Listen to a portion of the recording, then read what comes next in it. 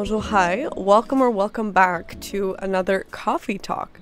For those of you who are not familiar with Coffee Talks, it's a series and a podcast I have where every Friday I sit down with a cup of coffee. I sip on it while I talk about different topics that have been on my mind for the past week, and this week is no exception. If you're on YouTube, you can probably see that the background is not the same. I'm actually outdoors.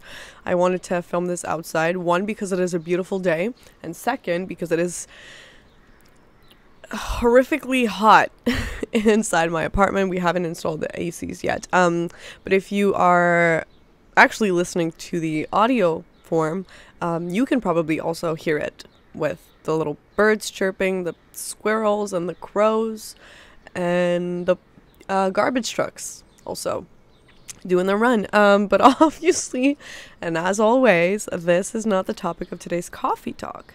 Today we are talking about losing control, kind of letting go, or yeah. Anyway, I've talked about this in a couple of coffee talks, especially regarding like friendships and dating and just like life in general, actually work also. So pretty much everything related to my life at the moment. But I'm one person who really enjoys having control. I like when things go my way, and I like when I can actually plan things and they work out great. But recently I've had to learn how to actually let go of that, and I've had to learn how to lose control and allow it to be okay, because there's so much you can control in life. There's so much you can plan, and for so long I've been trying to make everything work out my way.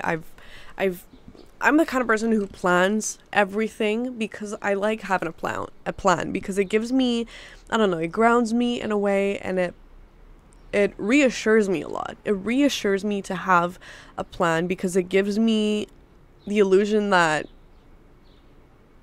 I can just follow it blindly, when in reality, life happens and some things come your way, some don't, even though you plan on them coming your way. And I just found myself disappointed so many times because everything was not going according to plan, that I kind of had to force myself and push myself to just let go and to let things happen however they should happen.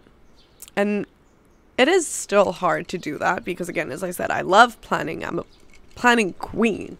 And it's side note, it's kind of funny because whenever my friends want to make plans with me, we almost have to plan like 2-3 weeks ahead because my schedule is filled, and that's a problem in itself, but it's also because I love to plan so much that it's so hard for me to deroute from that. So anyway, that just proves the point that I love planning, and it has become a problem. It has become a problem because I don't allow myself to just live life and to take things when they come my way because they were not on my plan, if that makes sense. I feel like I'm repeating myself a lot, but we're going somewhere. Just trust me on that. I remember I had a conversation with my mom when I was, I think, 17 or 18, so a couple of years ago, and it's stuck with me ever since because she told me to just let myself go because I was too focused on trying to control things, and that was regarding a specific person. And I wanted them to like me so bad, and I wanted them to do this thing that I don't remember what it was, but I wanted them to do it so bad, or I wanted them to say something so bad. And she was like, just let it go. Let yourself go. Let your heart go. Just let it all go, because that is not a way of living life. And ever since that moment, I've been trying to, remind myself of those words and put myself back into that specific conversation that I had many years ago with my mother, because she was right and she still is. I need to just let it go, and sometimes it's easier said than done, obviously, because I think for me the fear of losing control comes from a fear also of failure. And I've talked about this in last week's coffee talk, but I would rather fail while being in control than fail anyway and not being in control, if that makes sense. So a lot of it comes from that. And it's kind of funny because I find myself saying those exact words to friends and family and loved ones. And just like, to me, it's, just let it go. I find myself saying that pretty often to people around me. But when it comes to me doing it, it's a whole other story. I have a lot of difficulty doing it. It's not impossible because I've been doing it, but it is definitely counterintuitive for me to do so, to just not be in control all the time. And I know I can't. Ultimately, I know I cannot be in control 100% of the time. But it can't be also like 80%. I have to just let it go and just like let life happen. I have to open my mind and my heart and my arms to whatever comes. And it's also funny because I've been doing that for work specifically. And it is the sphere of my life where I feel like I don't need that much control because I'm so confident and I reassure myself on many levels when it comes to work.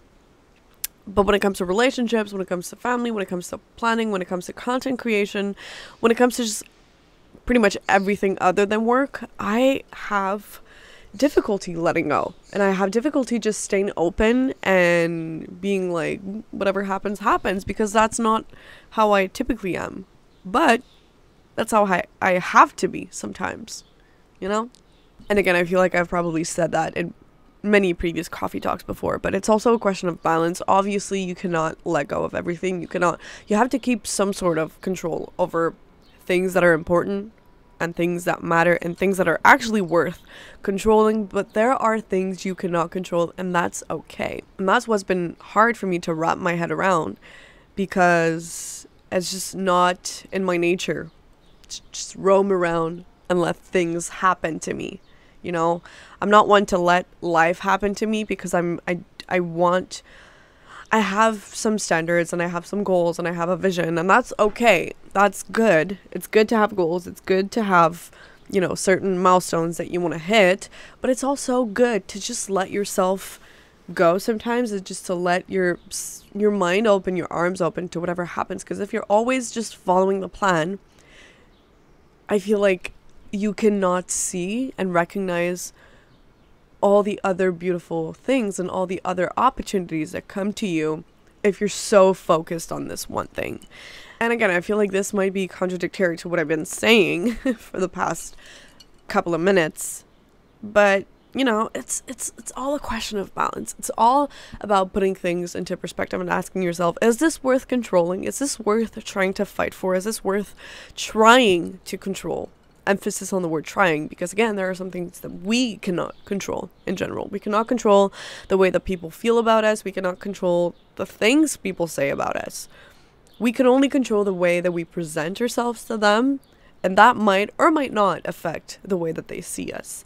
And again, as I said, it's a question of perspective. The way that you choose to see things and the way that you choose to see life is yours to control, but the way that people choose to behave and the way that people choose to think is not yours to control. It's yours to maybe affect and influence, but to a certain extent, And that's pretty much everything you can control. So, cheers to that. And as for many topics that I cover in this podcast and in this series, I have this duality inside of me where I have this life I have envisioned for myself, and there are these things that I need to do in order to get there, or things that I'm actively doing to, reach these bigger goals. But I found so much release lately in just living life as it is, without questioning everything and without overthinking everything, because this is what often happens when I want to control everything, is I start overthinking about everything as well, because it gets down to all the little tiny details that I want to control. And it is the opposite of freeing. It is so like energy demanding, and it's time consuming as well.